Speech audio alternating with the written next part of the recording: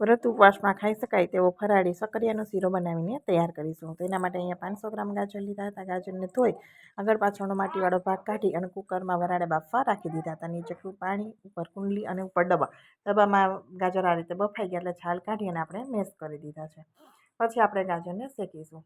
તો ગાજરને શેકવા માટે ઘી નાખી પેનમાં અને ગાજરને નાખી દઈશું અને થોડી વાર માટે આપણે એને લો ફ્લેમ ઉપર શેકવાના છે.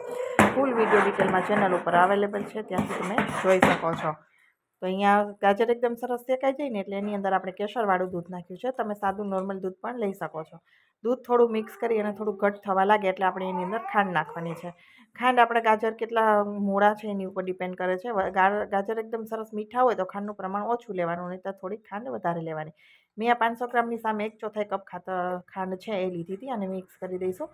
એકદમ સરસ રીતે થોડી વારમાં હલવો છે શીરો એ પેન છોડવા લાગશે. તો પેન છોડવા લાગે એટલે આપણે એની અંદર મેં એલચીનો પાવડર, એલચીનો ટુકડો અને જાયફળ, 2 એલચી અને જાયફળનો ટુકડો ખાંડ નાખી અને વાટી લીધા હતા, એ નાખી દીધા છે. હવે આપણે એને ચલાવી લઈશું. તો આ રીતે શીરો બનાવથી શીરાનો ટેસ્ટ એકદમ આવે છે. અને રેસાવાળા ગાજર હોય તો સેવના મશીનમાં કાઢી લેવા જેથી રેસા નીકળી જાય. હવે આપણે એની અંદર ડ્રાયફ્રૂટ નાખીશું. એ શેકીને નાખું. શેકીને નાખવાથી શીરાનો સ્વાદ વધારે આવે છે. એટલે કાજુ બદામ છે એ કટકા કરી લીધા હતા અને ઘીમાં શેકી લીધા. કલર બ્રાઉન જેવો થાય એટલે આપણે એને સક્કરિયાના શીરામાં મિક્સ કરી દઈશું. તો અહીંયા આપણો શીરો બનીને હવે રેડી થઈ ગયો છે. રેસીપી પસંદ આવી હોય તો મારી ચેનલને સબસ્ક્રાઈબ જરૂરથી કરી દેજો અને વિડીયોને લાઇક અને શેર કરવાનું બિલકુલ ભૂલતા નહીં.